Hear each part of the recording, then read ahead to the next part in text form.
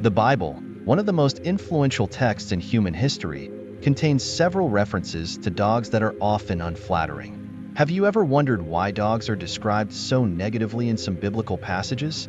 In this video, we will explore the historical and cultural context behind these representations.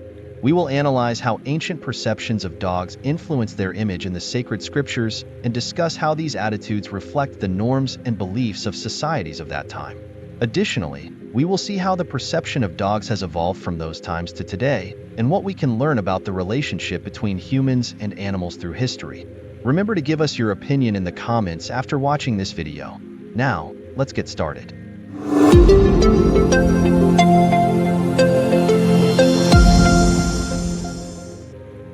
Cultural and social context.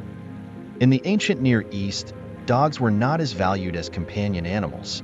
They were often seen as wild or stray animals wandering the streets in search of food. These dogs, rather than being domesticated, were more commonly associated with negative contexts such as dirt and decay.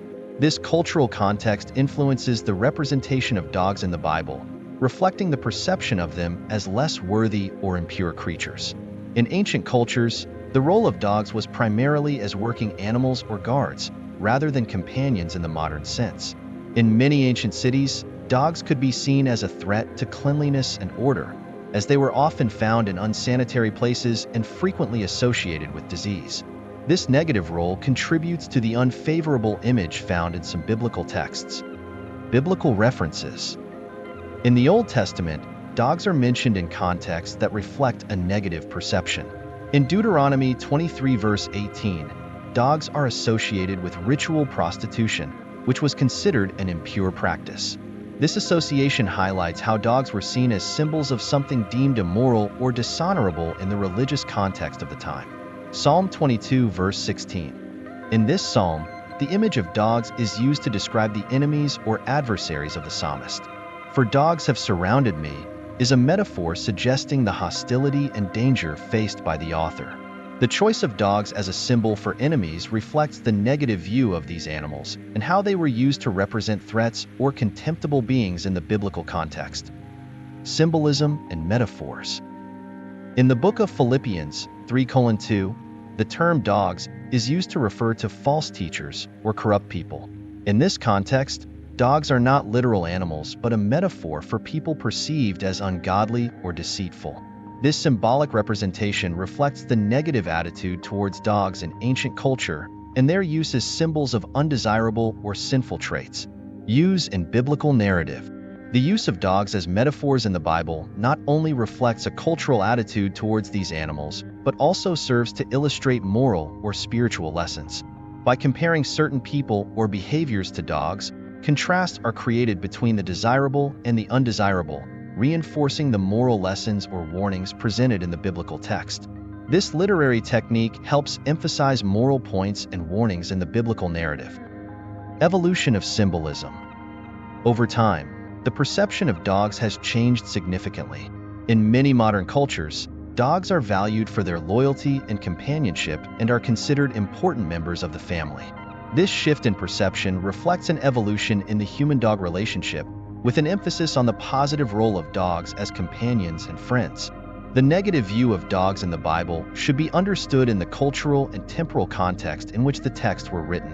Today, dogs are often seen in positive and affectionate roles, and their image has been rehabilitated in many cultures. This change in cultural perception highlights how attitudes towards animals can evolve over time, influenced by changes in society and human-animal relationships. How are we today? In Christian countries, attitudes towards dogs have undergone a significant evolution over time. Today, in many Christian nations, dogs are considered important family members and loyal companions. This modern perception has led to more humane and respectful treatment of dogs, highlighting their role not only as guardians or working animals, but also as sources of affection and loyalty. This cultural shift is reflected in animal welfare legislation, which in several Christian countries includes laws designed to protect dogs from abuse and mistreatment, ensure they receive adequate care, and promote practices such as adoption and spaying/neutering to control stray animal populations. However, The treatment of dogs can vary significantly depending on the region and culture within Christian countries. In some rural areas, dogs may be primarily working animals, valued for their utility in tasks such as herding or guarding. In these contexts, the care of dogs is tied to their functional role in daily life. Cultural differences also influence how dogs are perceived and treated. In some European cultures, for example, dogs often receive regular veterinary care and are considered family members, while in other regions, their role may be more utilitarian or symbolic.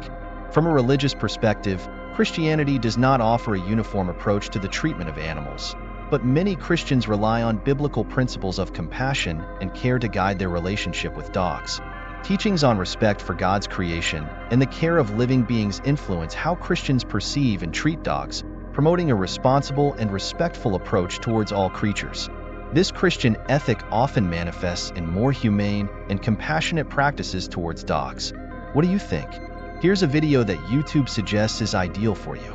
Well, that's all for now. See you next time.